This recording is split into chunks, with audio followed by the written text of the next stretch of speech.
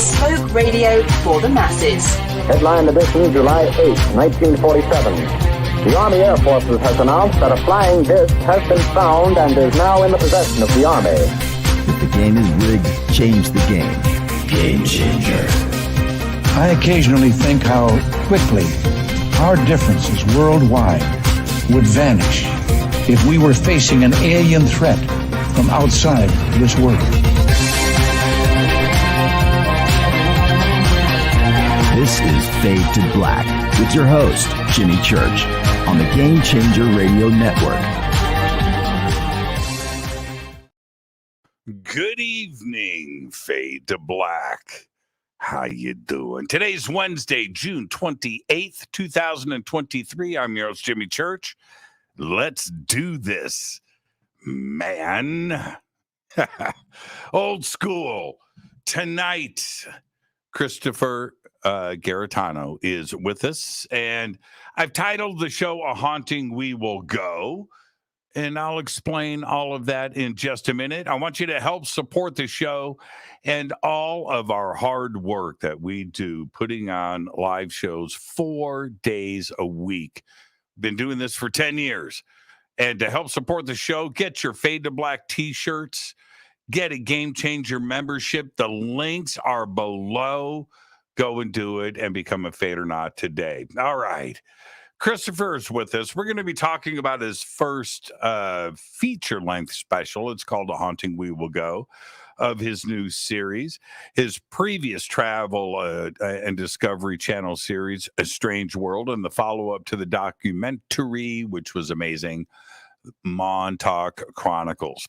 And now it's been a while since Christopher's been on with us. We've got a lot of catching up to do. All of his links are below. You can check out stuff offtothewitch.com, and he's got some clips over on YouTube as well. The links are below over on our social media and our website. And I would like to welcome back to Fade to Black. And it's been a minute. Chris Garetano, there he is. Hey, Chris, you know, it's so funny. What have you been up to, man? Wow. Yeah, right. Almost 10 years since. You know, there's no excuses for that. But welcome back, my friend. Thank you so much. Thanks for having me. I was excited to talk to you. A Haunting We Will Go. Now, in the last 10 years, has it really been 10 years? Okay. All right. 9 years. Okay. Yeah. Wow. And we go back and we think about all of the changes around the world. That's one thing. But the advances in science and physics specifically, with portals and wormholes and the multiverse and entanglement, and every movie out of Hollywood now deals with the multiverse and ghosts and interdimensional things, right? Sure, even the influence that Montauk had on pop culture, you know, with Stranger Things and. Yeah. That's exactly my point. That's exactly my point right there. You hit the nail on the head. And here we are today with science and our community, which deals with all of these subjects, really starting to merge and come together. And I think that we may find that ghosts and Bigfoot and E.T. might all be related and may be the same thing. But what do you think about that and the advances in science and the paranormal that have happened over the last, let's just say 5 years? It's a constant theme that I'm always looking into. And I feel like it's that fine line between fiction and reality. And it's also the science fiction, and not just science fiction, and fiction of the last 100 years, 100 plus years seems to have come to fruition mostly. So you could expect, based on that pattern, that everything is a prophecy, it seems. Now, our modern science fiction writers and our fiction writers prophesize things. And that's all at once exhilarating and terrifying, if you think about it. But we could go down the list. We could go down the list of things that were predicted either a century ago or recently that are all coming to fruition. And whereas we were told, as you know, that the government would scoff at any report or any suggestion or any question of alien contact. It was always a joke. And now it's not, even though some of them are still doing it. I don't know what to expect going forward, to tell you the truth, because you don't, what is disinformation? What is fiction anymore? All of those are such valid points.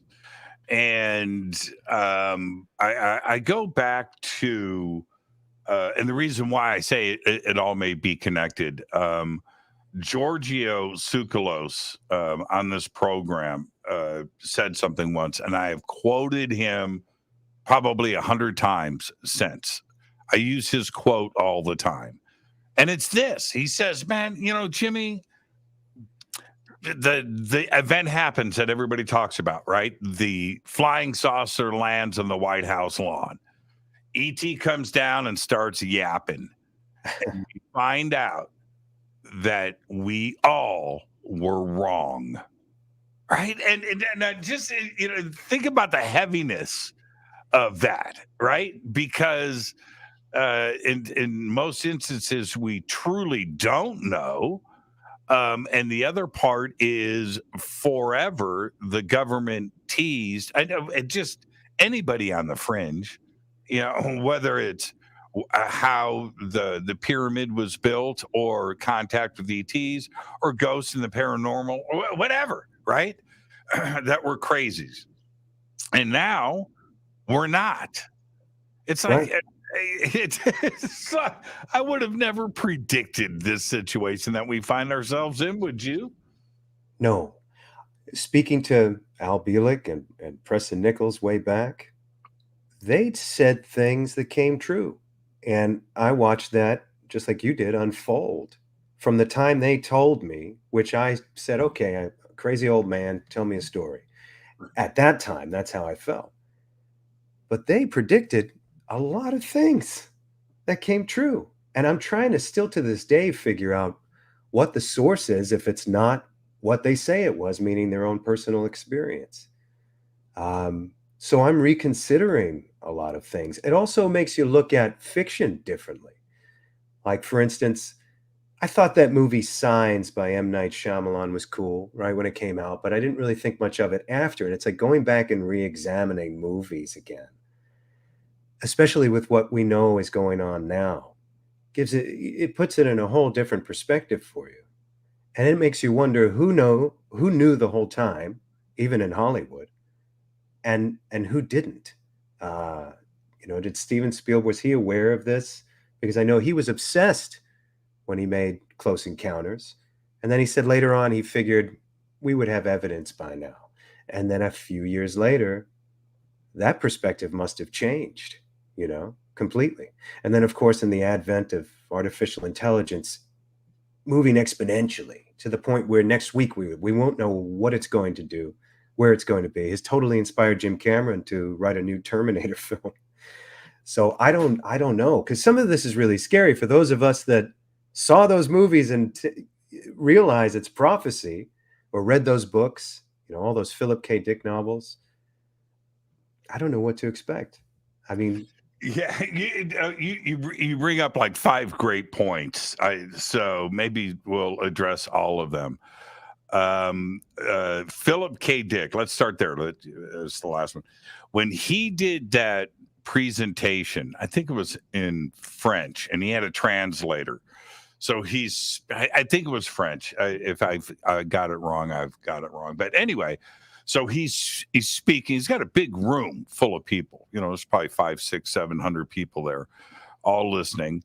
And he's speaking a sentence at a time, and then the translator is speaking, right? Okay, so it's broken up a little bit, but the audience themselves is having a serious WTF moment, because Philip K. Dick in the 1970s, when he did this presentation, says, and it's astounding today. He goes, we're living in a simulation, right?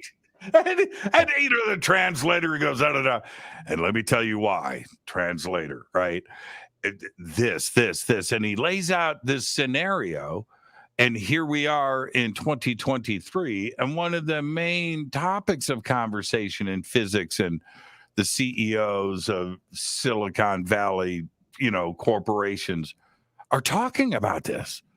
And it's just like, how is this possible? And then Hollywood comes into play, making these movies. You're a director, you're a filmmaker, you know exactly what I'm talking about.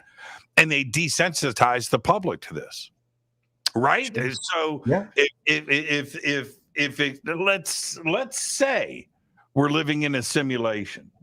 Let's say ET is coming to us from the multiverse in an interdimensional capacity. They're not even flying at the speed of light. They're just getting here at the speed of now. The world's going to go, yeah, I know. Right. I just saw that. Isn't that what they just did? When it's better than soft disclosure was just revealed and it was confirmed. I mean, now it's debatable. Some people are doubting the whistleblower's credibility, but what about everything else? What about every other whistleblower throughout history? What about, how could you doubt it at this point? And to be living in a simulation, I mean, if we're not already, we will be. That's inevitable. That's true. That is true.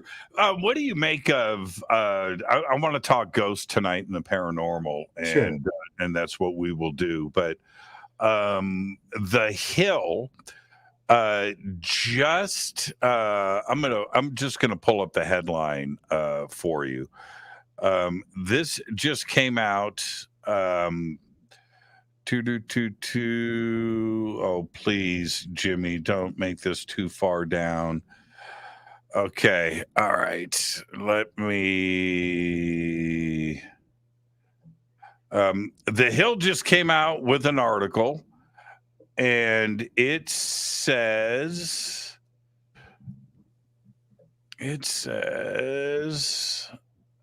oh, man.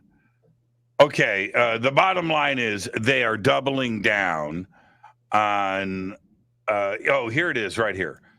The Hill. This is the headline, and this is dated 6/27. Today is 6/28. This is the headline of the story from The Hill, right? Right. Congress doubles down on explosive claims of illegal UFO retrieval programs. Ask about allegations of secret UFO retrieval and reverse engineering programs. Senate Intelligence Committee Vice Chairman Marco Rubio made several stunning statements. And I've got some of the quotes from the statements, but he said, look, man, people that I've talked to with high security clearances, government employees, risking their security clearances and their careers to make these claims, I have to ask myself, why would they make this stuff up? And it's like, wait, what? What is the government saying after all of these years? Yeah, that's crazy to me. Sure. And obviously we're being prepped for something, which could be what they were worried about the whole time. Obviously they knew. And we've seen the story unfold in fiction. The governments knew, right? And all of the science fiction where there were alien artifacts being hidden, bodies, ships, they knew. So rest assured, I think you could look at the last 100 years of fiction and science fiction and say, okay, well, this is generally what I think happened because we know it now. It's being confirmed. And that's only going to progress from here. Again, it's all at once terrifying and exciting because I think we were all primed by fiction to look into this as a real thing. A lot of us also love movies about alien contact, UFOs, everything from the X-Files to Close Encounters, But the floodgates have opened, and now the real world is saying, this is real. and we grew up different. They were telling us the opposite, and we had a small variety of books and television shows that Right. dabbled in it, that looked at it as conjecture. And now everyone is screaming that it's true, including government officials, which that never really happened before. Every now and then there'd be a person, right, that came out and said, "Oh no, this is real," and people would doubt them and say, "Wow, they just ruined their reputation." But that's not happening anymore. And so what's the next phase of this? And again, you probably have a much deeper insight on this because you just hear it constantly. You talk to people constantly in that field. I do, and but let's if you brought up Al Bielek, right? Right. Okay, and the Montauk Chronicles, and which was a great movie, but there was an aha moment in the movie for me. You and I have talked about this many times, but there's that aha moment because the claims that it was multi-level underground, right? And the Air Force had always said that there was nothing underground; it was all above ground. Right. And so you get in there and well, okay, won't tell the whole story, but Sure. but you get inside the main building and you find an elevator shaft, I right? did. And a couple of years later, I brought geophysicists to the ground, and we found much more than that. And again, we were stopped, but I would recommend anybody to take that particular equipment which was electric resistivity imagery, and see if you can get around the perimeter of the SAGE radar tower and conduct the same test, because what they found was a vertical slice of a man-made structure that was 30 feet, I believe. Yeah, it was 25 to 30 feet from the surface was the roof of this thing. And then it was another 50 feet to the ground of this thing. And he ruled it out as anything else but man-made, and it Mhm. was enormous. And we only had a vertical slice about a quarter size of a football field. So we didn't have much time. The sun was going down to conduct that experiment. And I would say that was evidence. You know what? And for those that need to be reminded, MK Ultra, which it was the official name of that program, was something that was denied by our government for a couple of decades until the church committee and the big reveal came out and the documents surfaced, and we had an ongoing nationwide, if you include Canada was part of it too as well, so international experiments on American citizens, erasing minds, mind control through various methods, drugs and experimentation and electricity and lobotomy. All kinds of things were being done, but that was just a conspiracy theory, and then all of a sudden it turns out to be true. 100%. And Yeah. it happened in many other places. Holmesburg Prison, that book by Alan Hornbloom, Acres of Skin. I later interviewed him for The Dark Files, a special we made for History Channel.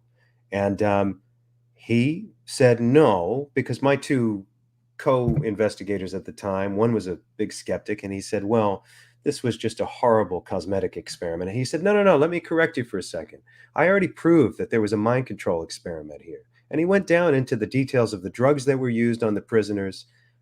He said they were making mind-controlled soldiers. That's what they were doing. And this guy is a sober guy. He proved this thing. He's not some, I hate using this, but a conspiracy theorist. I mean, like, be a conspiracy theorist. You want to know why? Because there's some major conspiracies happening. Right. We actually, this is what's crazy. And this is not conspiracy talk, people. This is a fact. We sprayed St. Louis. We flew planes over St. Louis. Mind control experiments. And we did it over, which is even crazier. We did it over the black communities and neighborhoods, and to see what if mind control was possible. We're talking about spraying American cities. So you talk about Montauk and the possibilities of that, and you have the deception from the government saying, no, that was a radar facility and everything was above ground, and you've got video showing that was a lie.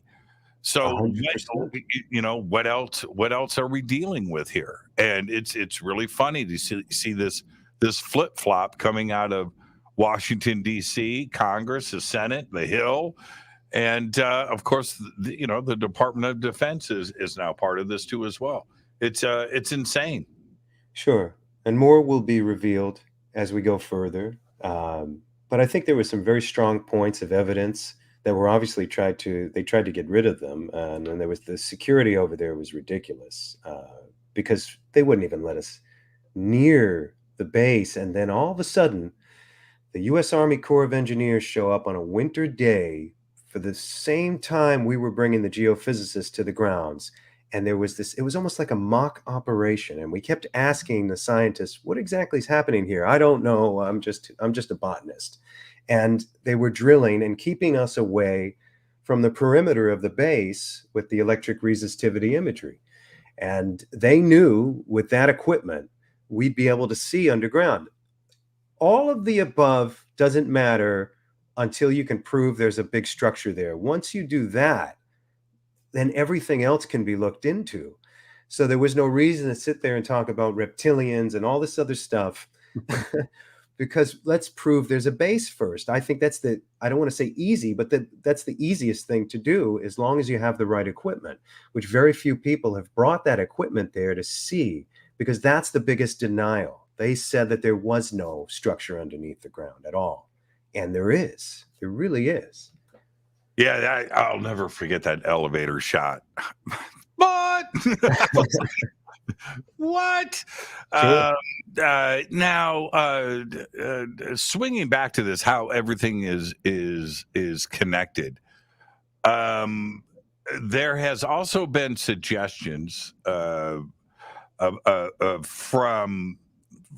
I don't want to waste time naming names, but there seems to be an argument being floated that some is ET, some of it's physical craft, but some of it may be interdimensional. It may not be what we think it is. And then this other idea has been floated from some insiders from the government, saying that they may be us from the future. And all of this, once you start laying that out, then that explains ghosts and spirits and entities and Bigfoot, right? and reptilians and blah blah blah. It just it's almost like Occam's razor, isn't it? Suddenly, the easiest thing to let your brain go in the sci-fi world actually may be the correct answer. Yeah. And again, all of these things were said by Al Bielek and Preston Nichols way back. I started talking to those guys in 05, 06. And anything that they had mentioned, they started talking about the aliens in human skin. I said, well, that's V, and that's John Carpenter's They Live. I saw those movies, or they sounded like references to The Outer Limits or The Twilight Zone or Forbidden Planet. There was every time they said something, there was a movie I could pick and say, I saw that movie. But oddly enough, as you know, a lot of these things are getting some kind of at least light confirmation. And especially the technology, speaking to guys from DARPA and different psychics that worked for the government and all of these other things that I've done, that you've done as well.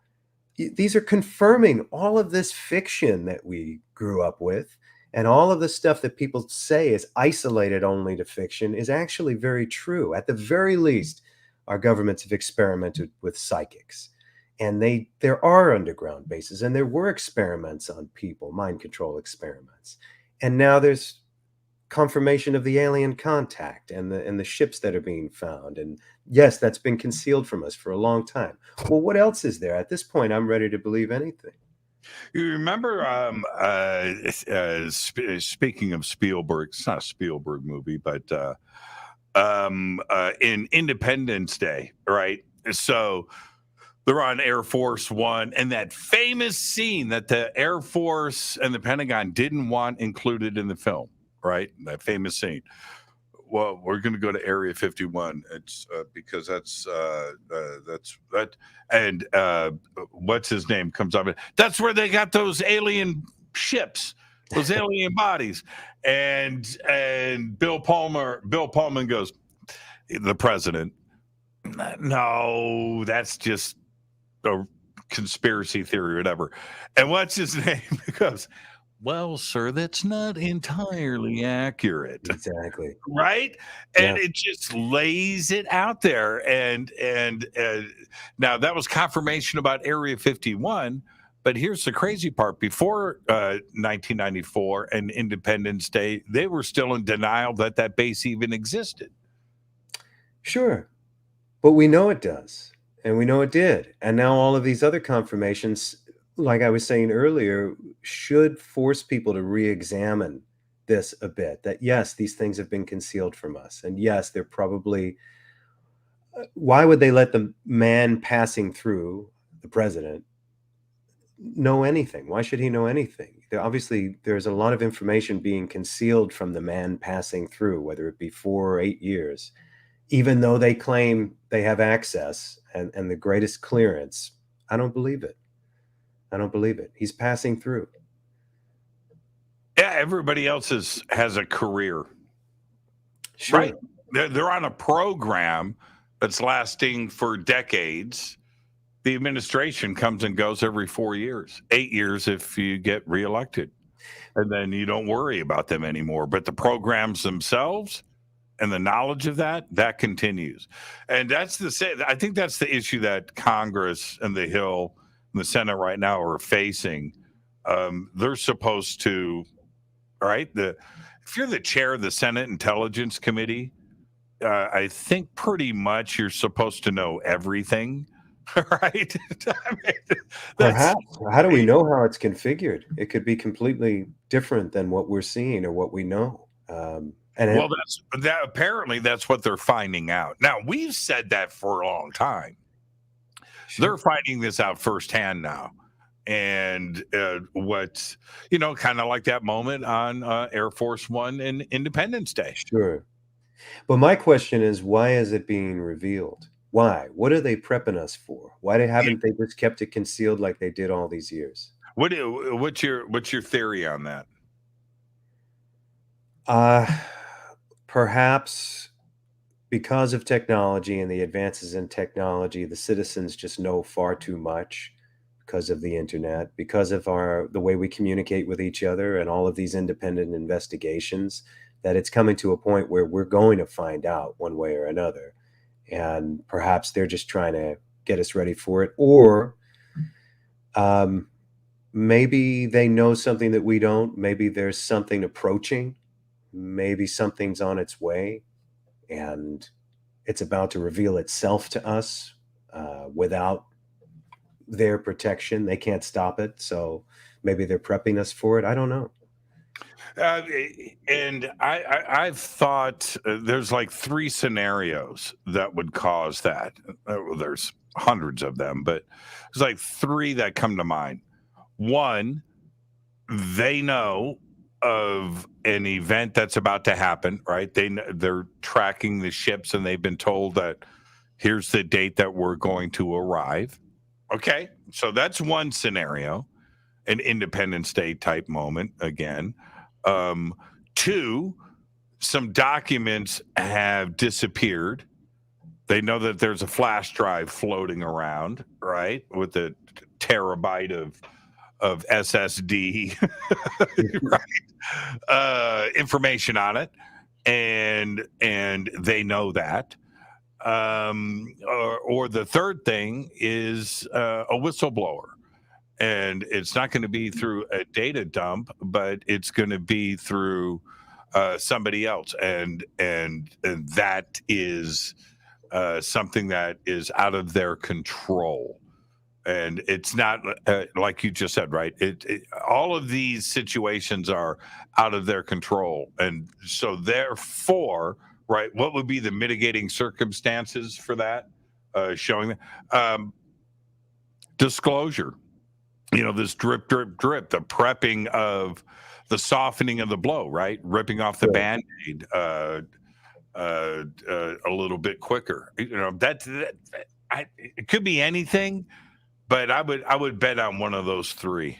And what does a modern world look like that differs from science fiction, with a society that has had confirmation of extraterrestrial life? 100%. Everyone's aware of it. Are we ready for it? Yes. Okay. Do you think now that's my short answer. Do you think we're ready? I think many people are. There might be a subconscious disturbance, though, and it depends on our leadership. Because a lot of us need leaders in government, and currently, I don't think we really have it. And so, maybe better leaders, maybe people feeling more secure, and that they're being told the truth, whatever the truth is, because obviously even now we're not being told the truth. What is the truth? And does it shatter your paradigm of your own existence? Does it affect the way you feel about an afterlife? Because most people have their faith that when this is done, you're going to go on. Now, some people might immediately have that paradigm will be shattered because, well, wait, God doesn't exist because there's aliens. I don't believe that. I think there's a higher force regardless. And I'd be prepared for it because my head's been full of this stuff since I was a kid. So sure. I'm ready. There's a famous scene. You're a director, so let's do another Hollywood reference. But the other night I had Seth Shostak on the show from SETI. And, and I do this every other month anyway, but after he was on, after the show, I went and watched Contact, for the 100th time. I know Sure. every word of it. I just love the movie so much. But there's a scene there where they're trying to find the astronaut to fly, right? To ride on this thing. And so the interview is going on with Arroway, and she's sitting there, and Matthew McConaughey says, "Do you believe in God?" And she says, "I don't understand the question." Well, she understands the question, but she doesn't want the question to be asked because she's a scientist, right? Sure. Okay. And the scientific community, you're not allowed to be spiritual. You can't even talk about consciousness. There are some scientists that are, I'm not, but anyway, this other, I think she was from India, this representative, she goes, 95% of the world's population believes in a God. And we need to have our representative from Earth to represent everybody here. And now I'm not so sure.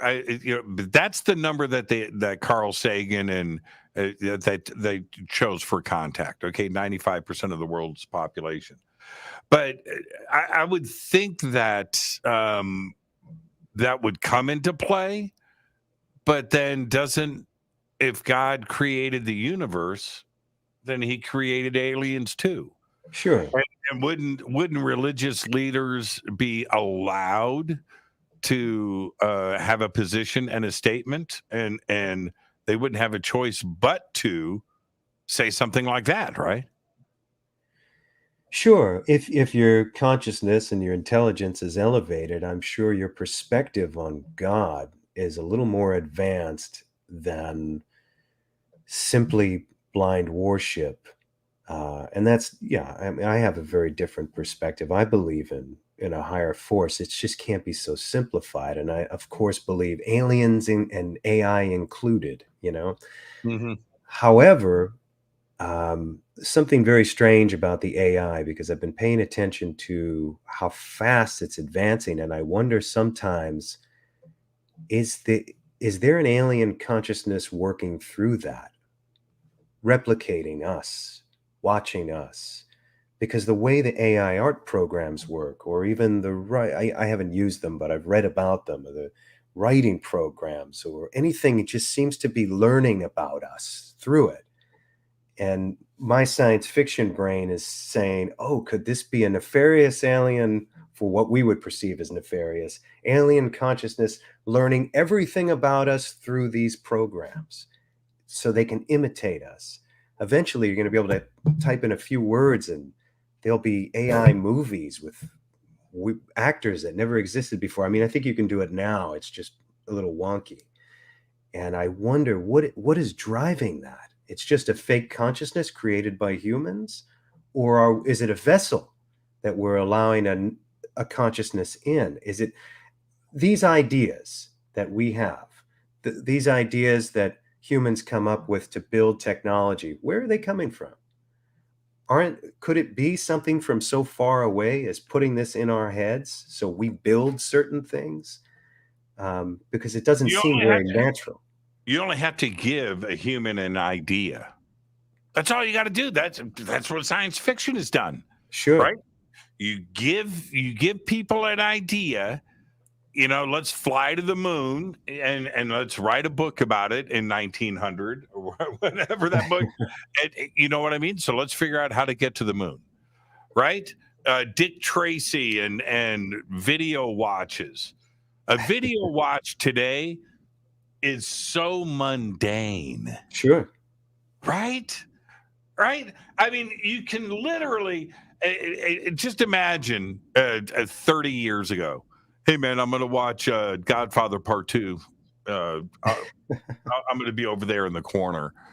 And people would have laughed at that, right? Sure. And now, but it's just all you have to do, science fiction, is suggest something, and you're going to go out and get it done. Sure. That's all. Well, was it these were in 2001: A Space Odyssey, the iPad, right? Yeah, I mean, yeah. it looked like it. Yeah, it did. It did. You know, and that was Yeah. what, 1969 or 68? Yeah, 1968, 69. Yeah. Yeah, you're right about that. Okay, so but now again, connecting all of this and the prep, that seems like if you want a movie greenlit in Hollywood, you want your TV series greenlit. You want to go into production. You want the VP of production to go, all right, welcome aboard, right? One of two things: aliens or ghosts. Right? Yeah. I'm not wrong about this. And the amount of alien and ghost and Bigfoot programming that is on TV today, I love it. I've got a smorgasbord. I've got so many different things to watch, and the writers are really creative and really good. But it seems like the amount of ghost hunting programming and reality television combined with the movies that come out every single day, something is released. There is a huge interest in the community in the world on this subject, isn't there? Very much. But I think perhaps something was lost in, and as much as people love these things, I mean, I've made one myself, one of the episodes of my show Strange World, an episode called Deadlands, started off as something very complex and, trust me, infinitely more interesting than what we were seeing. However, by the time it got into its final phase of editing, it was whittled down to it looked nice, but mostly typical ghost hunting episode, which I was very unhappy with. And that's what inspired me to do this new. Okay, this first episode. what went wrong?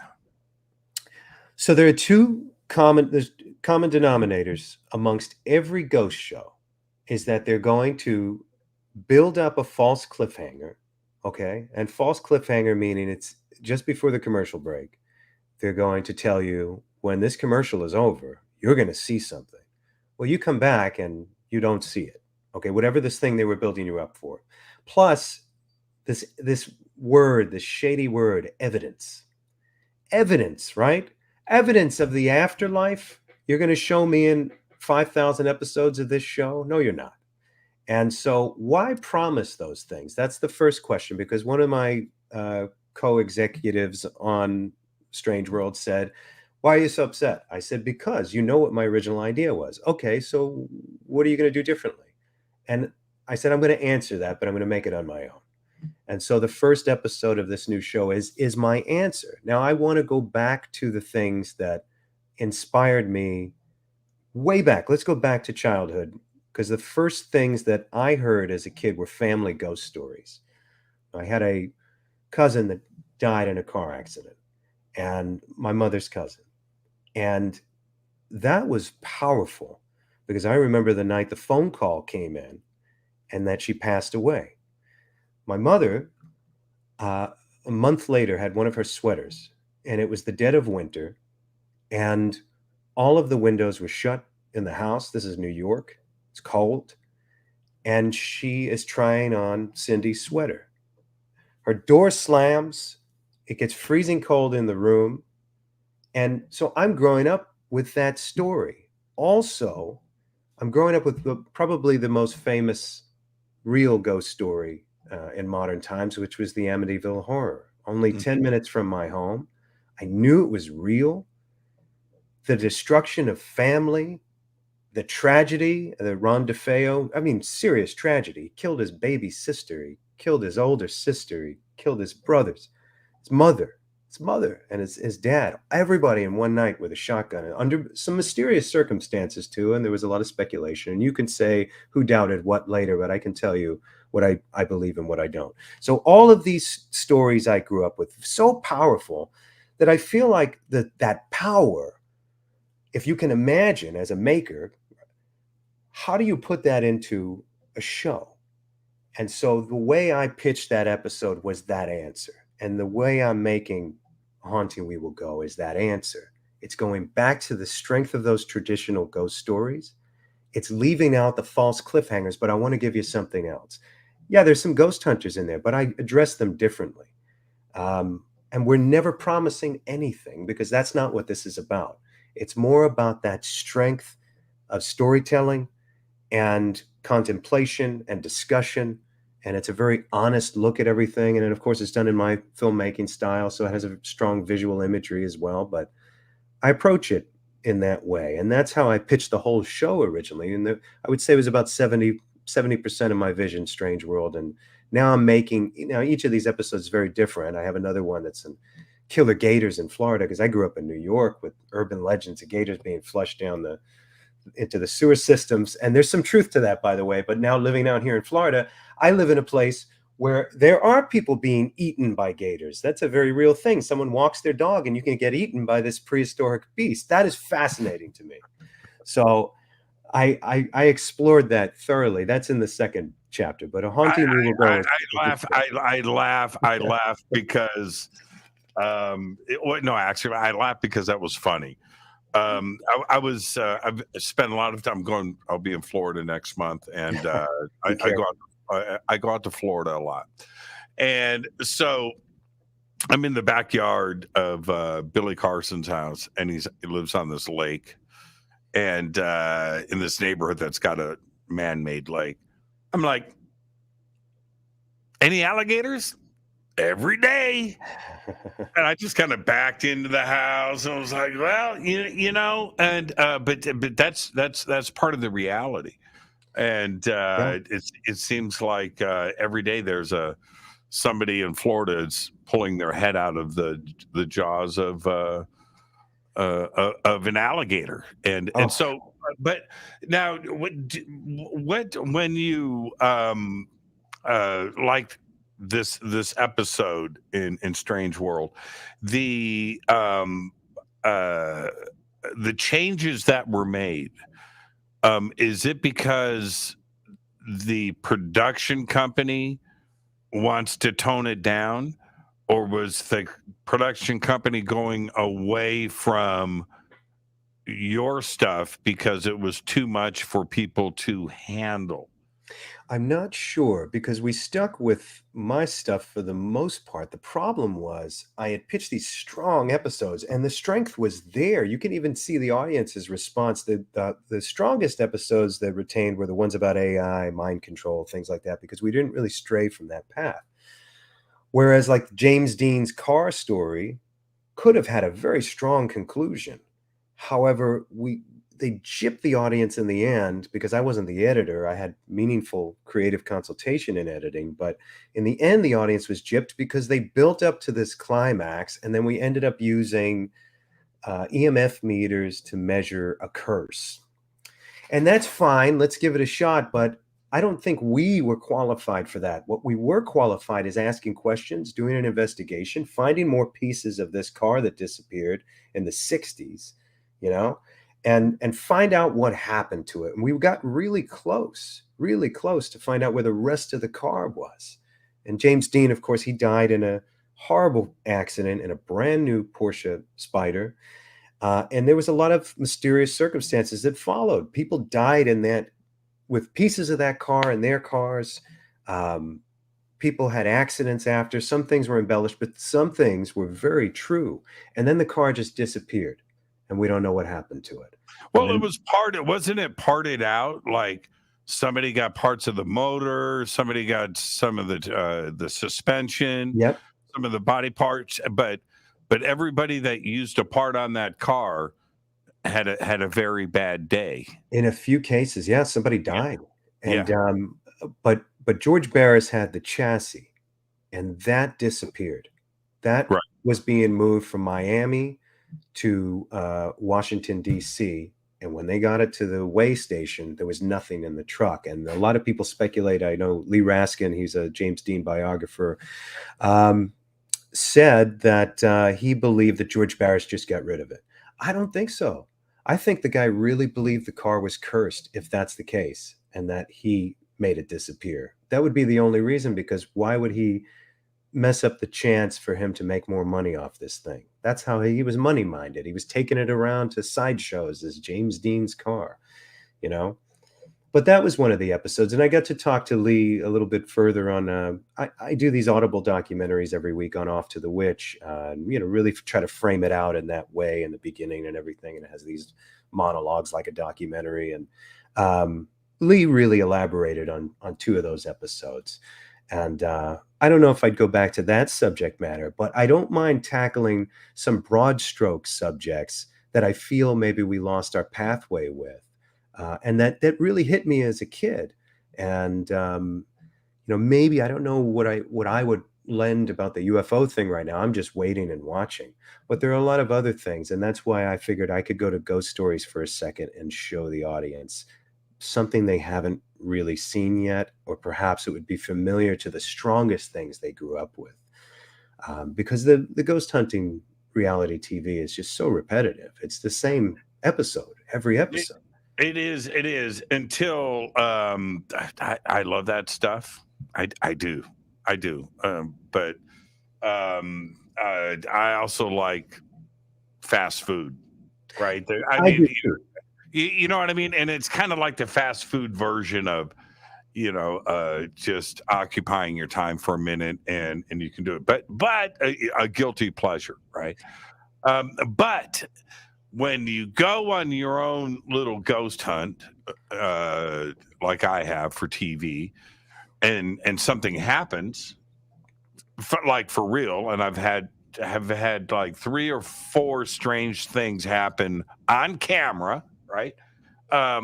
Where I was so happy. Well, this stuff is real, right? There's that, Sure. but I also know that some of this stuff is staged, and some of this is artistic license by the production company. And I get that, and it's entertainment, and most people could give a crap if it's fake or real. They're just there for the guilty pleasure side of things, and I understand that too.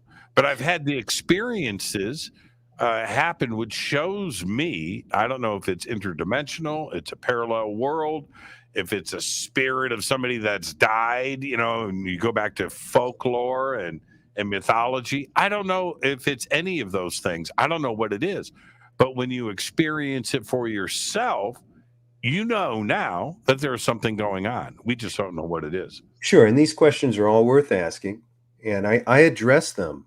And the only way to do this is to address it as if nobody's made a doc about this. And trust me, I love a good meal too. I'm just giving you a better one. I'm giving you a better burger. Giving you something much more enjoyable. And I can imagine what that is because I love this stuff. And I've been on those things too. And I feel like the experience you had and some of us have had where we have experienced something deserves a better vessel to be portrayed with. And again, it requires the audience or the maker to imagine what that is. And I spent a lot of time really thinking about it because I would not have made another ghost episode if I wasn't ready to do something different. Do you think before we head to the break, we got 5 minutes. Sure. When it comes to folklore, mythology, ghost stories, legends, right? And they've been told for millennia, right? That's to the beginning of time. Sure. Cavemen were grunting ghost stories around campfires, right? Yeah. Before there was a spoken language. But that a lot of this is based on truth, is based on reality. And then we use the word ghost or spirit because we don't have another noun, right? Another word in our vocabulary to apply to the phenomenon. I don't, again, and I question this throughout the situation, every person I speak to, and it's a nice variety. I had my own experience when I was a kid, and I woke up 14 years old and I heard these whispering. It was a whispering. And again, when I think about it for too long, it starts to scare me because it brings me right back there to wake up in the middle of the night and hearing almost like a female articulating gibberish. That's what it sounded like. And I only heard it one night, and I walked around the house that I was staying at a friend's house, walked around the house to find out where it was coming from, to rule it out. He lived with his sister and his mother, walked to both of their bedrooms, walked around the house. It wasn't a radio. It wasn't anything. It was loud. And I don't believe anyone else heard it. They were sleeping. And so the next night, I heard it one more night at my parents' house. I was 14. And I just stayed up all night listening to what this was. At that time, I was like, I'm hearing a ghost. But it could have been a variety of things. What was I hearing? Was I hearing something speaking from another dimension? Could it have been a government testing technology on citizens, unbeknownst to them? Was it the same voice? Yes, it was the same female voice. And at that time, it may have been a language I wasn't familiar with. I only speak English, but I am familiar with a lot of different languages. I know when I'm hearing Russian. I know when I'm hearing Spanish, of course, Italian. And it could have been a language I wasn't familiar with back then. But it really just sounded like gibberish. And okay, so 2 nights in a row, and in the paranormal world, the disembodied voice, right? Now, I've had that happen to me once, and it was with a room full of people, and not to get into the whole story, I've told it way too many times, but we've got cameras rolling, right? And to my right, we're in the Churchill suite on the Queen Mary, the boat. And so I'm sitting here, and to my right are the camera and lights. There's like 3 cameramen and, sound guy with his boom, right? Okay. And they're here against the wall where the portals are. They're there. And then to my left and in front of me are the paranormal investigators, Tony Rathman, his wife, Cherie, and I don't know, maybe 7 or 8 other people, investigators. And we've got things going on. The lights are down and we're not in the dark, but, we had things going on. Anyway, as we're sitting there and Tony Rathman and his wife Cherie are facing me and I'm looking at them and so we're like doing this, we're in a quiet moment. You could hear it was just dead silence. And at that moment, from above me to my right, I hear a female voice go, and it's loud, right? And I look at Tony Rathman. He was looking above his. He looked behind. He went this way, right? I went this way. Anyway, that part. We're both right looking at each other, and I turn to the sound guy and I go, "Was that you?" And he goes, "Nope." And I heard his voice. It was a female. Now, that's the end of the story. The point is, I heard it in a quiet room, and it was loud. And I have no scientific explanation and no spiritual explanation. Nobody contacted me and said that was me in a dream, right? No. But I heard it. And so did Tony, and so did others. It was crazy, and it was loud. It was like loud, just as loud as what I just did right here. Sure. And to you, that's personal evidence that there's something outside of our physical realm, our normal construct that we all share, or collectively share. And I think those questions are worth asking and discussing and hearing the stories, more so than running around with devices that haven't been proven yet. There's a gentleman named Zach Hayno. I don't know if you've interviewed him. Worth talking to. And he's a scientist, and he's building his own devices. He's building his own devices and really trying to figure this thing out. Whereas I think a lot of the ghost hunting devices, with all due respect to the people using them, it might be holding back what they're trying to find. We really need to dive deeper into quantum sciences and science itself if you really want to get a scientific reading. However, I think some kind of artifact, some kind of recording, EVPs, those things should be collected. If you're trying to prove, I think the real question is, what are you trying to prove? Are you trying to prove that there's an afterlife? Or are you just trying to prove that the phenomena is apparent, it's happening? Because exactly what is the goal of the ghost hunter? And so one interesting experiment that I never really saw that we do in A Haunting We Will Go is that there is a home where a gentleman had died. He slipped and fell, and in a panic, he was bleeding and he crawled into the hallway, and then he expired. So the new owners of the house have had quite a few experiences, and they're very skeptical people, but they're just telling me honestly what they've dealt with, what they've seen, what they've heard, a variety of phenomena. And so what I did is I got an actor, and I had him play this character, and I wanted to go through stages where it was almost like this decompression chair. I'd take him in the stages of makeup. We'd get his makeup done. The wound would get worse, old age makeup first, wound. And I'd interview him in between each stage because I wanted he's sensitive. He's a real strong actor, and I wanted him to feel open to what was going down. So it would start in the bathroom where this gentleman had hurt himself. And we had the ghost hunters there taking readings this whole time. I also had a psychic. And stage by stage until he was laying in the place where this man expired. I wanted to see what he was feeling for the most part.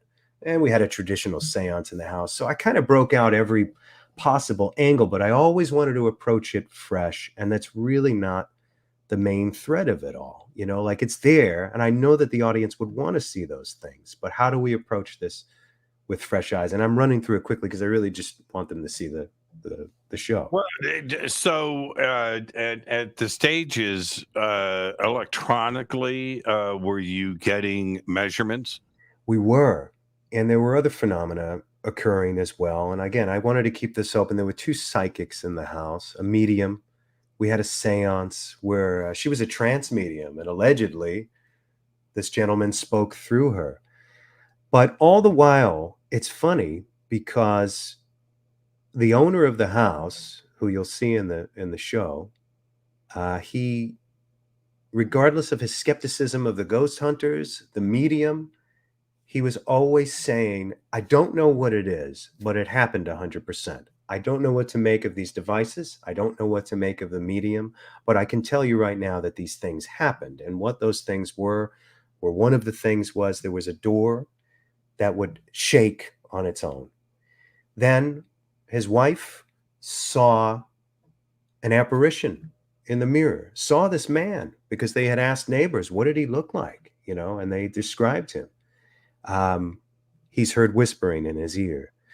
Sometimes this ghost allegedly is messing with them a little bit too, flicking an ear, making a funny noise in his ear while he's alone. And it's, of course, jarring, but at the time he's suspecting that if this is, you know, the spirit of a man who had passed in this house, he retained his sense of humor.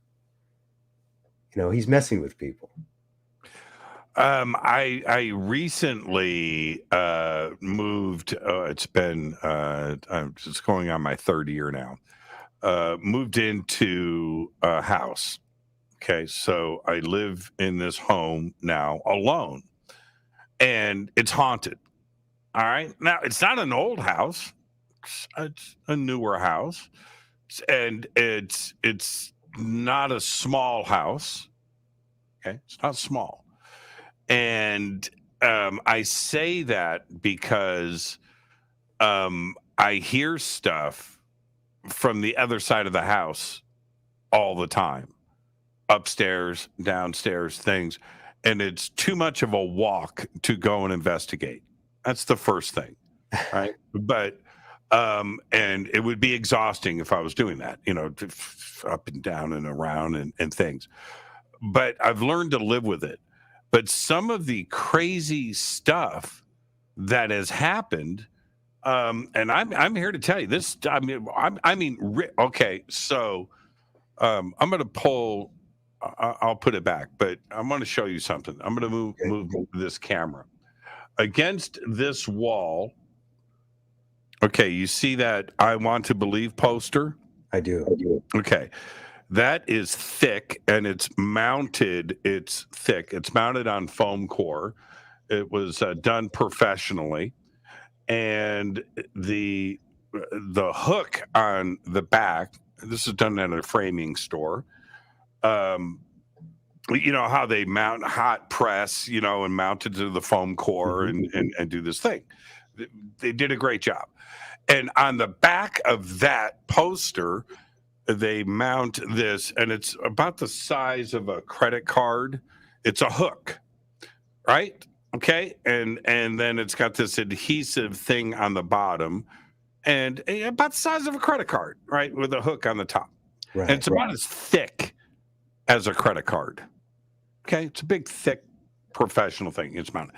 So I move into the house. I mount that on that soundboard. That's a big acoustic soundboard, wooden thing. And I come downstairs and I walk in here into my bunker, and that is down here on my desk, the poster. And I went, how did that happen? Okay, that's kind of weird. So then I go and I pick up the poster and to rehang it, And I look on the back, and that plastic hook piece is broken in half. And it's thick like a credit card. Okay. It's thick. You don't just snap, right? And I look, and there it is. The broken half is on the floor right here. And I pick it up, and I'm confused, Chris. I mean, I'm just like perplexed. Sure. I'm looking at I'm holding the broken, I'm looking at the poster, looking at the screw that's in the wood that this thing was hanging on. And I'm looking at the two broken halves of the thing. And I'm like, what the hell? How did this break? And so I get double sticky tape. I put it all back together, and I finagled it, rehung it, and it's hung differently now. It hasn't fallen. But so then I turn after doing all of that. Now I'm going to show you something else. Okay, now over here, right there, you see that black thing underneath the shelf? I do. Right there? Yes. That's foam core. That's black foam core. Okay? It's like 4 pieces of it that I use for stuff. And those 4 pieces of foam core leaning against the wall underneath that shelf were sitting in the middle of my office floor right here. They went from that corner. I put them back and moved a toolbox against them. But they were sitting in the middle of the floor that same day. So now what's the connection? Foam core, 2 sides of the room, right? Some poltergeist thing. But I didn't freak out. I was like, okay. All right. Let me ask you a question. What's the freak out threshold for you? I've had so much activity going on that my freak out threshold, aside from having, the Grim Reaper above my bed with a sickle or something, that'd be a freak out. But the rest of it, I'm just like, I'm going to use a bad word. I just don't give a shit. And that's what I've told the ghost. I've had this conversation. I'm talking to ghost, right? Yeah. And I am not going to let this get a hold of me. And there's been other stuff. I'm just telling you, it's like constant, and I just live with it. You know how your grandparents, what was that? And your grandmother goes, that's our ghost.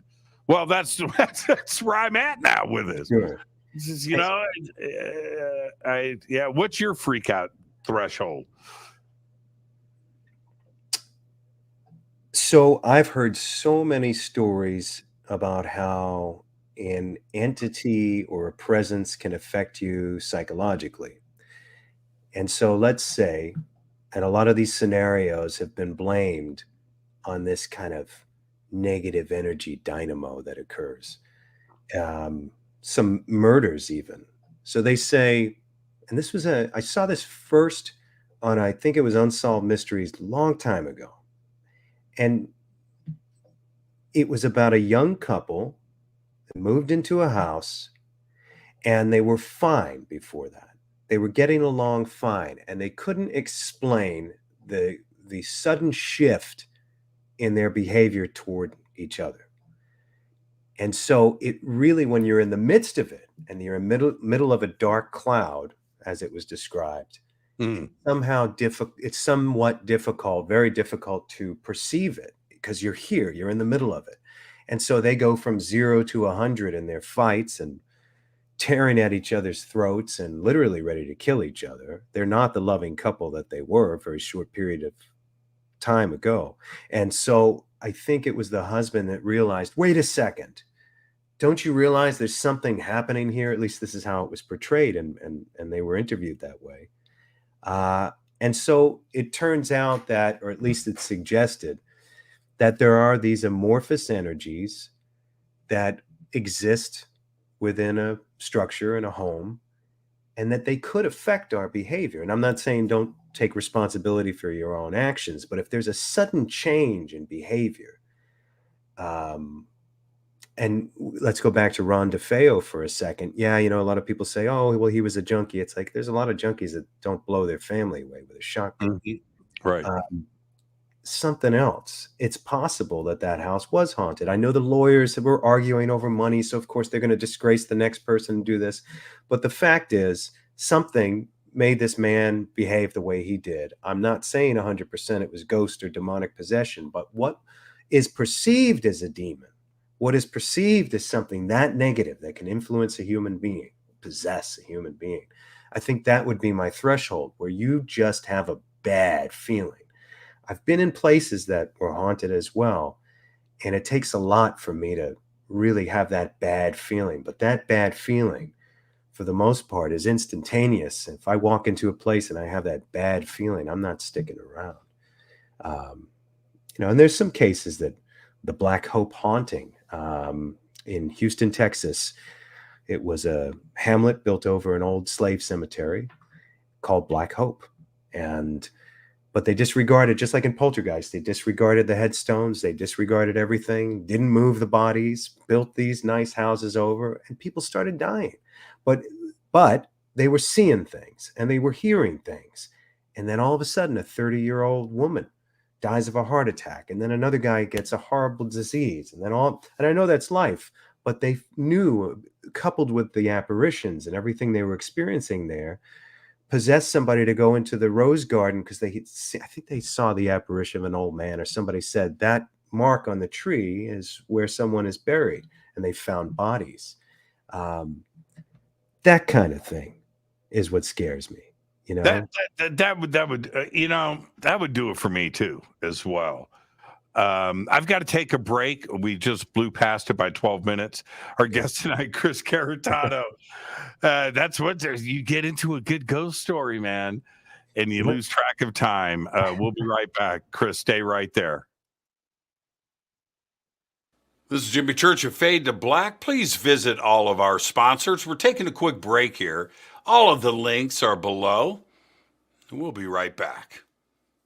Join us November 10th, 11th, and 12th, 2023 as Disclosure Fest Foundation and Fade to Black Radio presents Stairway to the Stars, a Human Origins Science and Technology Expo, live at the Luxor Hotel and Casino on the Las Vegas Strip. With live talks, lectures, and workshops by world-acclaimed researchers and authors. This is Jimmy Church, by the way, and I'll be your host all weekend long, featuring topics like human origins, ancient technologies, indigenous teachings, workshops, a mass meditation, yoga and sound healing, music, and so much more. Don't miss our intimate sky watch and meteor shower over the infamous Area 51 airspace in Rachel, Nevada, with special surprise celebrity hosts guiding us through the night. Also introducing our Disclosure Fest VR Starship area with dozens of rides. You've got to check it out. This event will sell out. For more information and tickets, please visit disclosurefest.org.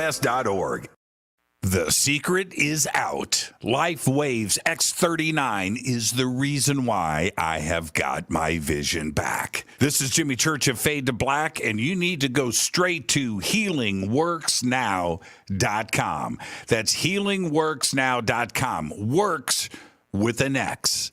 All of the information that you need is on that portal. Find out why I look great, I feel great, I'm thinking clearly, I sleep, I dream, life is good. All of it. You've got to check out LifeWave's X39 and all of their other products. It's all simple to do. Go to healingworksnow.com. That's healingworksnow.com. Works with an X. Hey everybody, it's Billy Carson, also known as Forbidden Knowledge.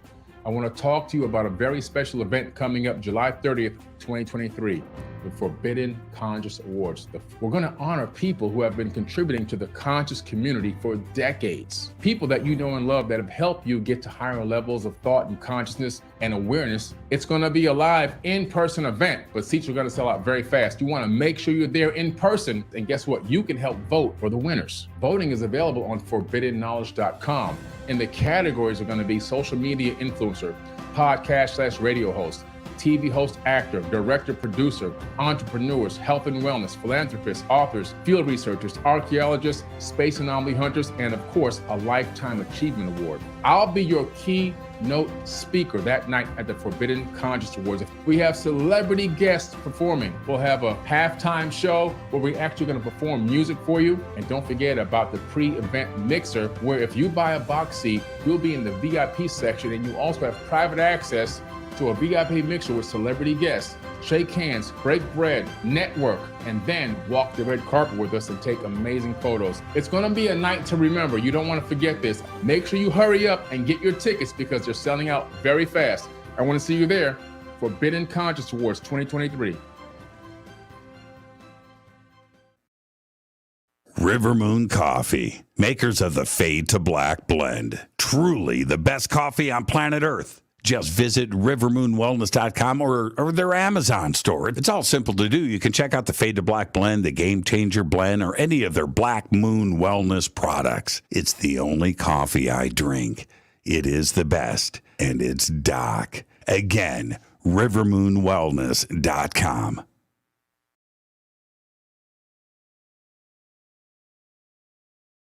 Welcome back, Fade to Black. I am your host, Jimmy Church. Tonight, Chris Garetano is with us. I almost did it, Chris. I almost dropped the N in. See, that's your fault. You get that in, and you can't escape. I'm going to start making that mistake soon. Yeah, exactly. Here's what we're talking about goes.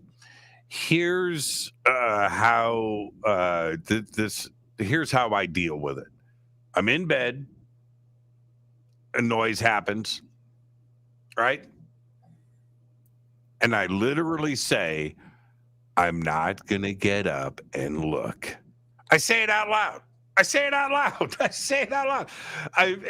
And that's just letting, you can do what you want, but I'm not going to freak out.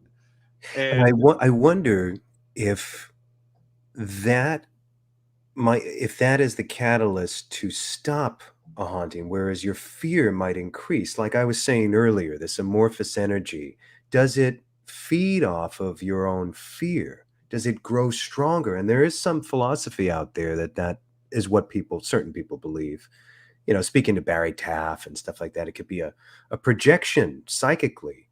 So if you're so afraid and you're terrified to be in a place, and yes, there might be some phenomena that sparks it. Are you the reason why this thing got stronger? Right. Whereas your attitude's nonchalant, like whatever, maybe it's not going to affect you. It hasn't stopped, but I just like, I don't give a crap. I don't want to know. I'm not going to set up cameras. You were talking about the threshold thing, right? Sure. Tony Rathman, he's a great ghost hunter. He is just so good at what he does. Him and his wife Cherie, they're really talented. But he says to me one night, he goes, Jimmy, man, just the best spot, man. I've got shoes that move in my closet, right? And that's a whole nother thing. So put up some cameras and put a camera on your stairs, because the ghost is going to need to go from upstairs to down. I said, Tony, I don't want to see that. I don't want to see it. I don't.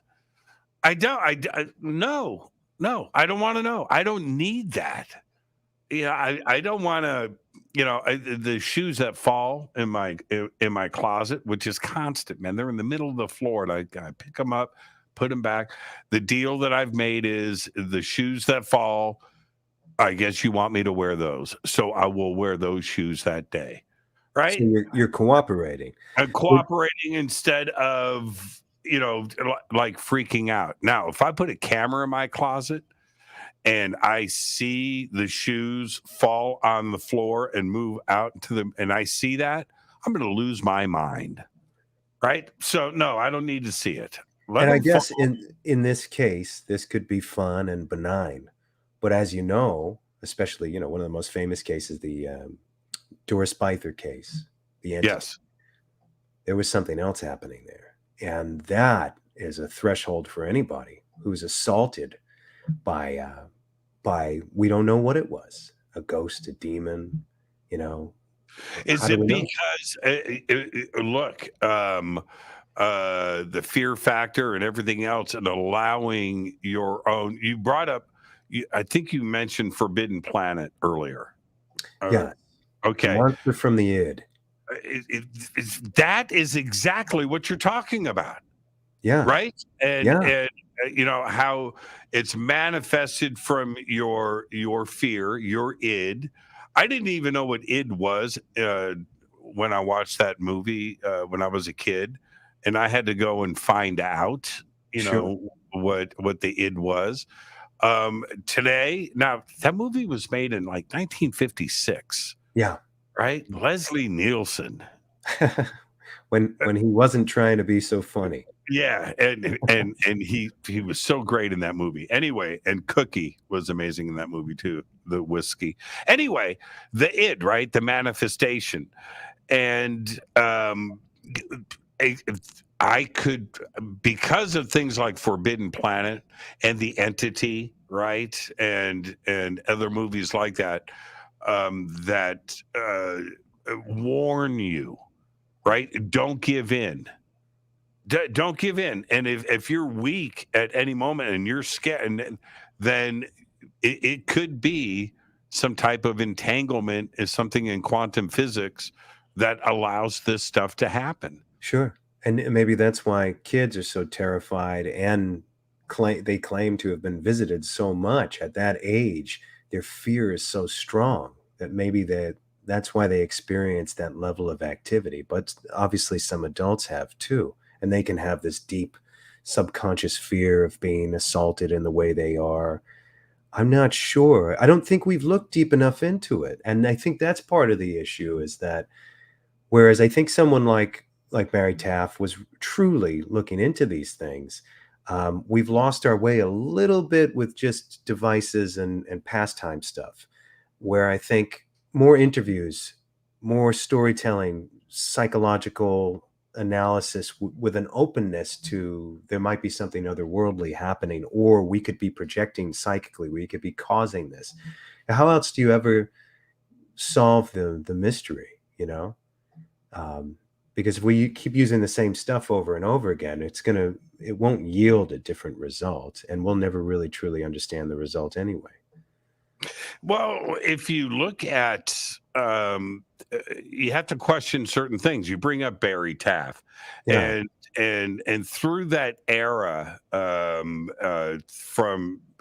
1970 to like 1980, where I think that the research going into, SRI, for instance, and remote viewing and telekinesis and telepathy and mind reading and this kind of stuff was taken a bit more serious at that time. And other countries, Russia was very serious about this subject.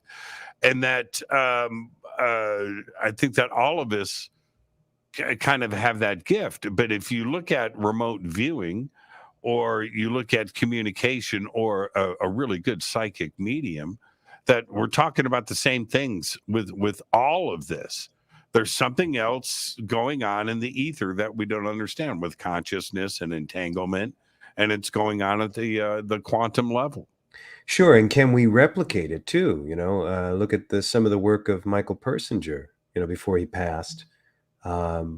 Whereas I think, who was it? Like Mary Roach was talking to him. She wrote that book Stiff, and she was talking to him about something called the haunt box, which was the size of a freight elevator, where Persinger was trying to bombard I believe the prefrontal lobe with electromagnetic energy to simulate perhaps a haunting.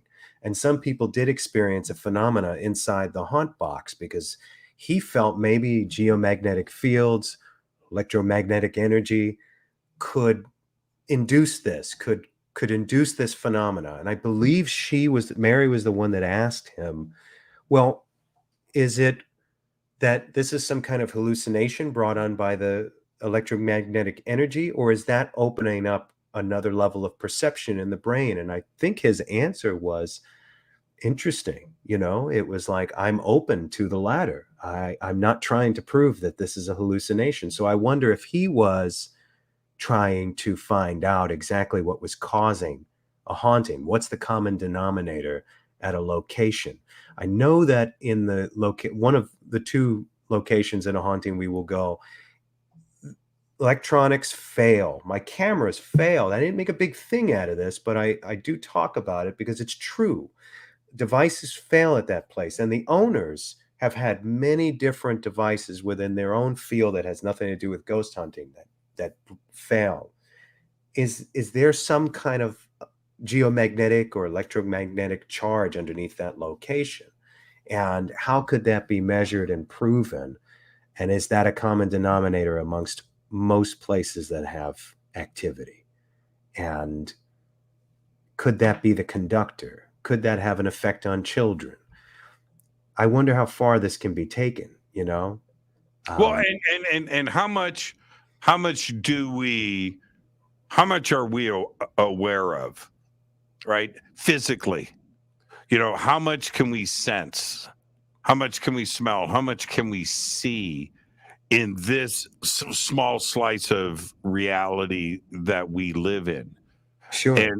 And are we introduced into a degree to the left or right, into another reality where there's a lot of stuff existing? And we hear so many different things that I don't know if it's time slips, if there's something that has been recorded in the ether and we're seeing that recording replay. It's not necessarily a ghost of a Confederate soldier or some woman dressed in a Victorian gown. It's not a ghost, but it's just a recording, and we're seeing it electronically. Sure.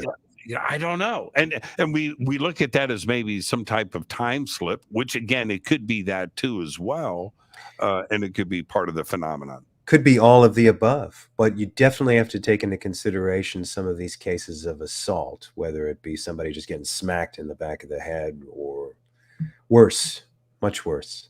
Have you experienced anything physically? Been touched? No. I did see an apparition once. I was living in Michigan, and again, there's so few times in my life I heard that thing 2 nights in a row, and the other truly noteworthy moment outside of the stuff we experienced on the show was in my regular life. I was in Michigan living in an apartment. And I Okay. saw, When was this? so that was 2016. 2016. Okay. Yeah. And I was living there with my girlfriend at the time on the 4th floor on Lake Michigan in the winter, snowing outside, lake effect snow. And I'm in the living room. She's in the bedroom, which is far down the hallway. So here it's just coming on down, and right here is the office. She's asleep in the bedroom. Bedroom door is closed. The hallway is dark, and I'm in the living room looking down the hallway on the phone. I'm talking. I turned my peripheral just a little bit, and I saw what I thought for a second was her, a woman, walking, dark black hair, light skin, and wearing a white nightgown that I didn't recognize, and walk into my office. And I then turned and looked at my office because I'm like, what's she going there for? And I finished my phone call and walked into the office. And I said, hey, and nobody was there. Oh, man. And so then I looked out. I'm looking out the window, and it's snowing outside, and obviously no one opened the window and jumped out. And I walked down the hallway into the bedroom, and she was wrapped up in her blankets. And I said, hey, did you just walk into my office? And she said, no, I've been sleeping. And she was sleeping. And then something happened after that where I had a lot of weird dreams in that house, in that apartment, but she was sleeping on the couch one night, and I'm watching a movie she didn't want to see, probably a horror film.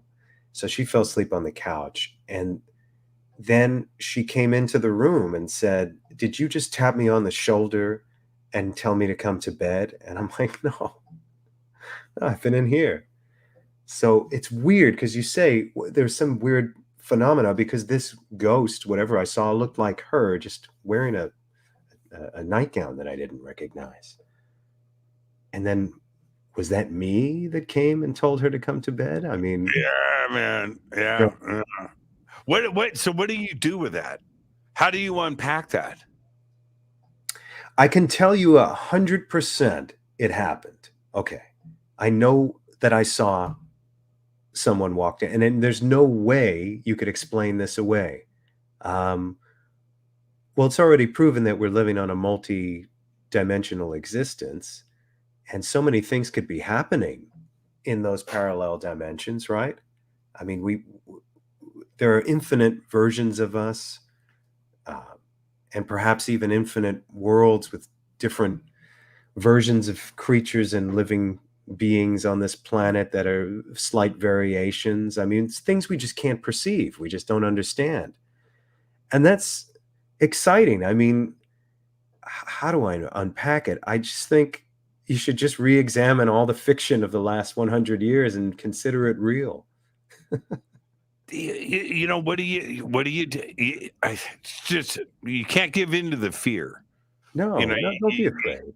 no, there's no reason. I talked about this the day after it happened on the air. I'm in bed, I'm alone, and I have my iPad in one of those iPad stands, right? That folds up, right? So it's unfolded, and it's on the side of my bed. I'm lying on my side, reading my iPad. It's midnight or so. Lights are off, and I got my blankets pulled up, and I'm on my side. And man, this friggin' hand, it felt like a hand, pushed on my back, just like woof, like that. And now look, first off, my adrenaline, okay, went through. I should have had a heart attack and died. It was like that. I mean, the rush that went through my body, but I didn't turn around. I did not. I stayed in that same position, and I'm waiting for the adrenaline rush to calm down, but I wasn't going to turn around and look, and I didn't. I just stayed right there. And it was the craziest thing, man. It was crazy. And I even, you know what, Chris, I don't even like telling that story. Sounds like bullshit, and it's, It doesn't, though. There's clearly something else going on. There's enough credible people, let's just say credible people throughout history that have experienced things like this. And it's, I wasn't slapped upside the head, right? It didn't. It's not like I've been scratched or bit or blood or things, flying, across the. I'm not suggesting any of that because that hasn't happened. It's a good thing I didn't see that picture fall, because that I would have lost it. But the hand thing was bizarre. And I didn't dig that. But that's still not enough to drive you from a home. And no. It was just a nudge. and that's why the Amityville case still holds power for me, because regardless of the arguments with the lawyers and all that stuff, that's where I think a lot of the negativity and animosity came from, and some of the people that were slamming the Lutzes, but they took that story to their grave. And there's something very genuine about it. They could have not predicted the success that came from the novel or the film or anything. There's no way they would have predicted that. And so why on earth would someone leave their home in 28 days and leave all their things and never retrieve them again? And some of the thing, here's a fact, is that George Lutz saved all the bed frames where Ron DeFeo murdered his entire family in. So all of those frames were the original. And perhaps they retain some of the violent energy or the tragedy that occurred in that horrible night, and some of that is discussed in A Haunting We Will Go on that level. And is it possible that the Lutzes seem to be the only family that experienced anything there, because that was the only family that came in right after the tragedy, pretty much, and kept these items where all these people were violently, horribly murdered? Because it's much more than just the shotgun going off and killing the physical body, but it's the destruction of family. Think about the energy in that house that night. Just absolute Where are those bed destruction. frames? Where are those bed frames now? Oh, I have no idea. All I know is that he did keep them, and they were in the house. They were probably thrown away or discarded at the time. And the neighbors, I remember going there way back, and from across the water, across the canal on the back of the house, I had a friend of mine with me, and neighbors were coming out wanting to get into fistfights with my friend. And I said, hey, calm down. And he's like, you don't know what's happened here. And I think what he was referring to, the poor guy, was enough of this about the ghosts. This whole family was slaughtered. It's a big tragedy in itself, has this horrible energy to it, that kind of forever stamped that town. It's never going to leave. I could hear it now, at somebody's house. Hey, man, that is a really nice bed. Antique. Where'd you get it? Antique store in Amityville. I wonder. Yeah. That, and any weird stuff going on here lately? And I think about that, though, where I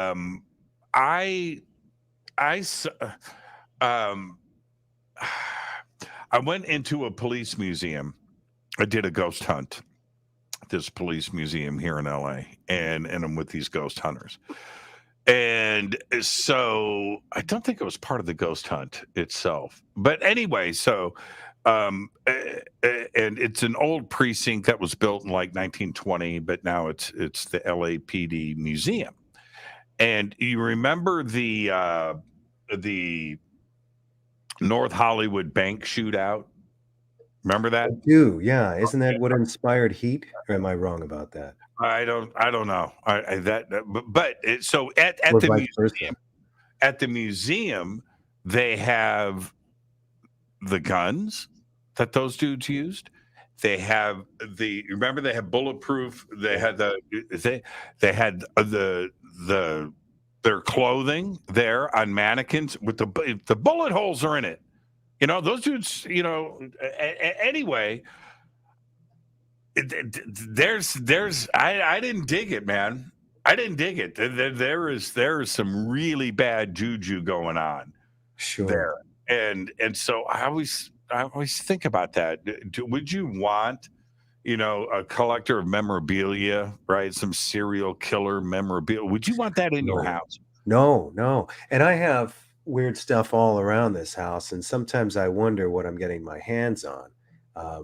I did one item I got. It was a Ouija board from Ukraine, and no. I had it in a glass case. I don't use these things, and I'm laying in bed, and this old kind of antique cabinet, and you have to pull this thing to open it.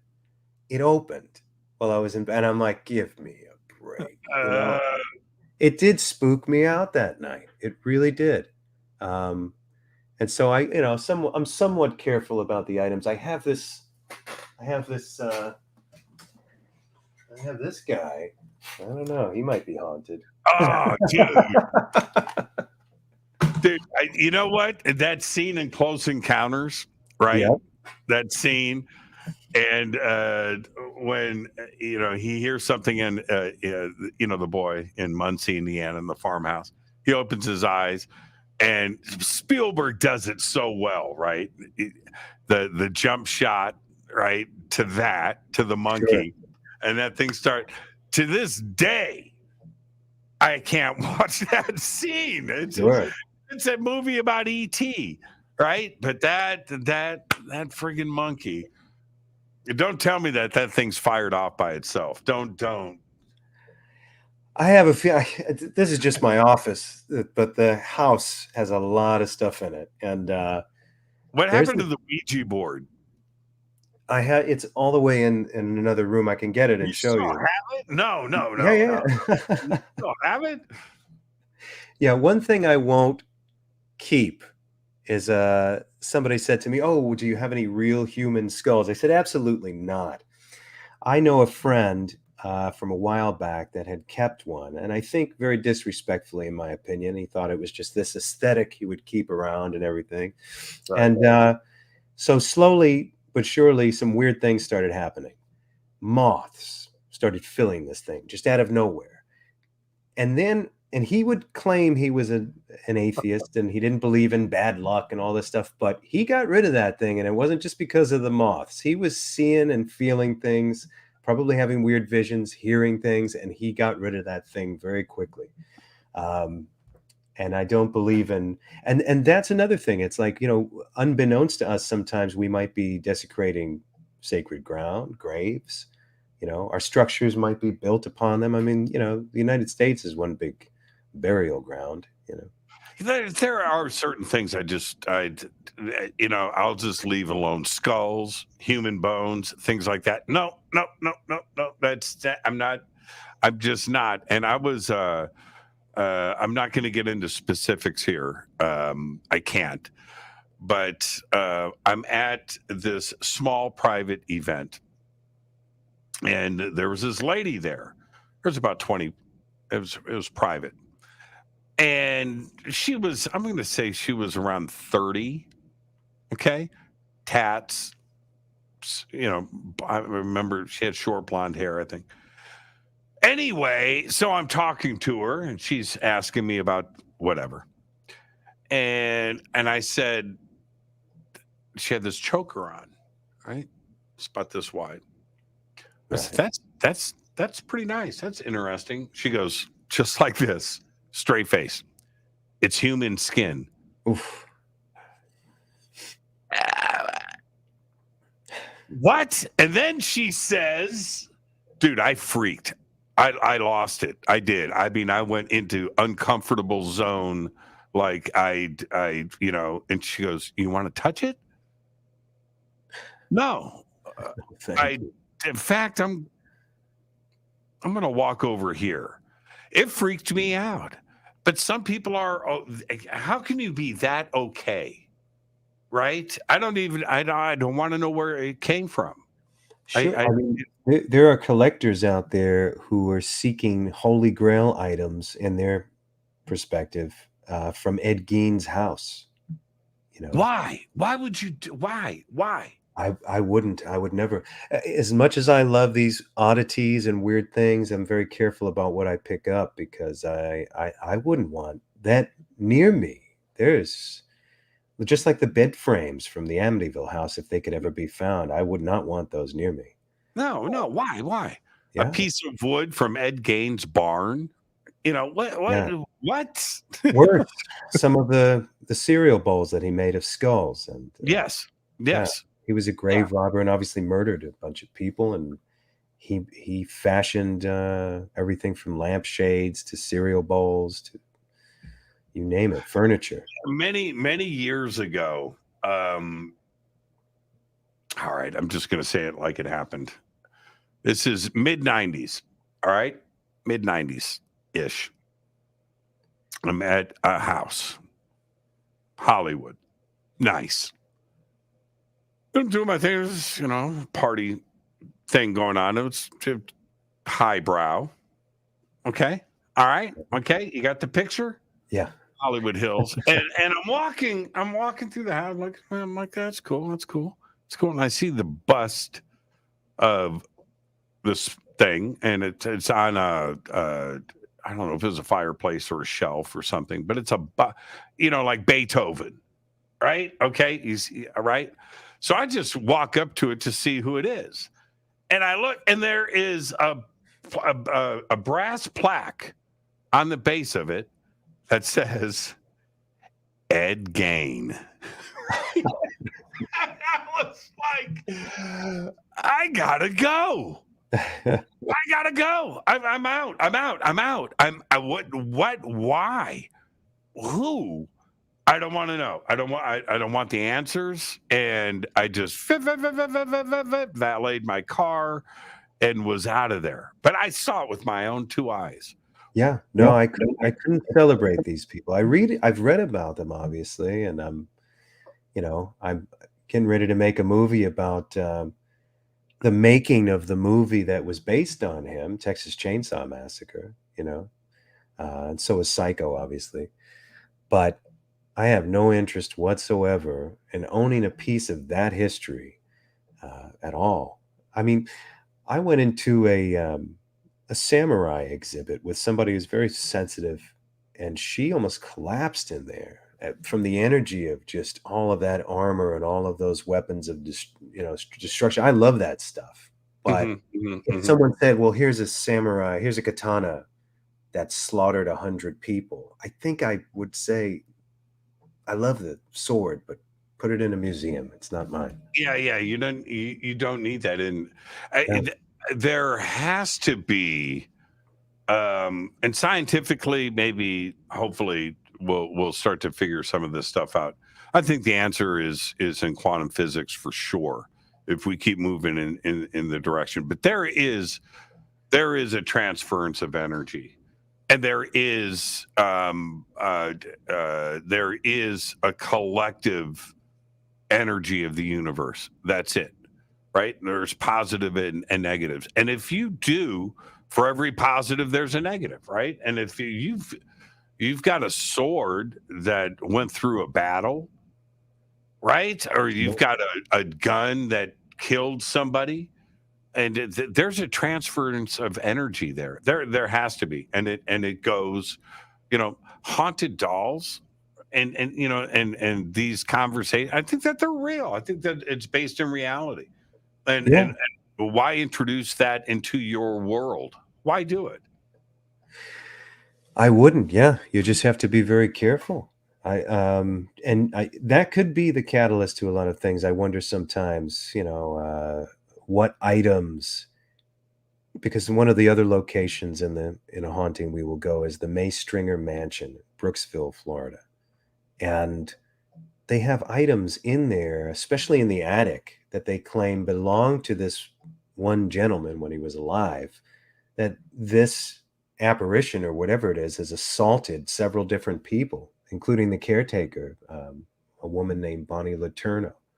And she claims that this thing has hit her, tried to push her downstairs, and she's there by herself, And so what is it, this force that's seeing people, that's attacking them? Because it can't just be, I think in some cases we might be seeing that image replay, but in other cases, whatever these things are conscious of us.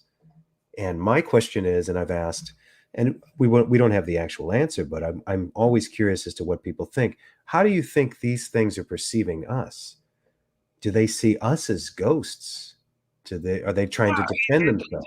It goes both ways. I think that we're interfering in each other's worlds. I would say that has to be the case. And in the last chapter of Brian Greene's latest book, he talks about the end of the universe, right? Trillions of years in the future, and particles and matter disintegrate, right? Everything comes apart, right? Okay, all right, makes sense. All right. Okay. He's a physicist. But this is what he says. And if you really read, it's a very interesting theory. He says all that is left after everything is gone, right? Everything is gone. Particles are gone. Everything is gone. All that will be left is thought. Think about that. Sure. And the thinking process, all memories and the thought, that is all that will exist. Well, if that is the case, and I agree, and the way that he presents it It's a fascinating look at this, right? It's a great mind experiment, thought experiment. But what is interesting about that if it exists then, well, then it must exist now. There must have been previous universes that have collapsed over the infinity of time, right? Right, Right. right, of course. So there you go. And that is a lot of the answers to these things that we can't get a grip on. And is it ghosts? Is it ET? Is it ships? Is it time travel? And all of these, if that is the case, where I think that he wants to say consciousness, right? He wants to say that without using the word. Physicists aren't allowed to talk about consciousness, right? It's Sure. it's the unwritten rule. But that consciousness exists outside of the body and will continue forever. Sure. And I wonder if they touched upon it a little bit in Christopher Nolan's Interstellar, the way it was perceived in that movie, the way existence is perceived. Well, and that goes along with Brian Greene's, friend and partner, Kip Thorne. And a lot of the theories with and science behind so many that study black holes and time and wormholes, and of course special and general relativity and things. And Kip Thorne was the science behind that movie. And Nolan brought him in because they wanted the science behind all of this to be as solid as possible. Science fiction, and you've got the story, and they're going to do that, but the ideas behind it and how time and consciousness is represented, they brought in Kip Thorne. So yeah, that's a really great point. Amazing stuff. I wonder what our perception all of this will be in 50 years, how much it'll change, because we seem to be on the precipice of wanting to know more, where I think it was stagnant for a very long time. And it was few entertainment purposes only, and mostly fiction for a very long time. That's where these discussions remained. And now it seems to be merging with science and merging with physics. And some of our discussion tonight was about that. It was about taking these kind of old folklore, ghost stories, and re-examining these things. And why not? Well, physicists have a hard time with it. I had Seth Shostak on the show on Monday, and you have a few different versions of physicists and scientists out there and how they want to tackle these issues and answer these questions. Most will avoid answering any questions about consciousness, right? So, but I asked Seth, I said, so does consciousness exist in the physical, or is it non-physical? He's very direct, right? that atheist, non-spiritual thing. It's like, it's chemistry. It's chemistry. Chemistry moving around and just creates it. Can't explain it, but it's chemistry. And they don't have any answers. They can't measure it. They can't see it, right? They can't quantify it. So therefore, they're not going to discuss it because they don't have the answers. And just to say that it's just some chemical thing. And then you have Brian Greene, on the other hand, that says thought is going to be the only thing that exists when everything is over. Right. So, where are we with this? I think consciousness exists outside of the body. Of course. But the thing is, they won't go there. And the only thing that represents that right now is somewhat of a chemical reaction. So that's all they have to go on right now. But if you look back throughout history, of course, these things have evolved. And everything that was doubted in science has come to fruition. Oh, this is impossible. There's no way that's possible. There's no way this is possible. There's no way this can happen. This is this and that's that. And then all of a sudden that gets shattered. And that pattern's going to continue. And so I guess, I know it's not very scientific just to expect that to keep happening, but then again, if you study the pattern of the way it's happened, then why not? And look at all of the things that were written first, that were imagined, and then have come to fruition. That's going to continue to happen. We could go down the line. You can pick any science fiction story of the last 100 years that hasn't happened yet, and not many of them have not happened yet. You know, they're all happening. Yeah, we got two things left. Teleportation, right? Okay. And a time machine. Okay. But everything else, I would say that everything else has kind of happened. Just about, right? Yeah. Yeah. What are you working on now? I mean, obviously, we've got A Haunting We Will Go. Sure. I'm in post-production on A Haunting We Will Go. And I still have a few scenes left to shoot for. I'm calling it Monsters Among Us, the one about the gators. And then I have a screenplay I'm writing called Bury Me in a Nameless Grave. Which, what? yeah. Cool. That's cool. Oh, it's, in short, it's about a writer. He's like an R.L. Stine type writer. And he feels like he lost his path, he even made a fake name. And so he ends up, as fate would have it, coming across a very strong tribal psychedelic called Devil's Root. And he uses this as the inspiration to write what Stephen King called the great American horror novel. And it is 100 times more powerful than the ayahuasca. It's fictitious. It also has opiate type properties. So he ends up becoming strung out on this stuff. But what he sees in the process, and it's believed through the tribal lore that it opens up your third eye. And I'm not going to say much more, but his goal is to be the writer he was always meant to be. And that's where the all hell breaks loose after. Have you seen? I'm watching right now. I think it's fantastic. It's called Silo, and it's a TV series. It's on Apple. I think it's Apple TV. I've got too many subscriptions, so but check out Silo. Pretty cool. I'll definitely check it out. Pretty cool. I'm just gonna leave it right there. But check out Silo. Last night, I saw this documentary. It's called The Amazing Jonathan. Have you heard about this yet?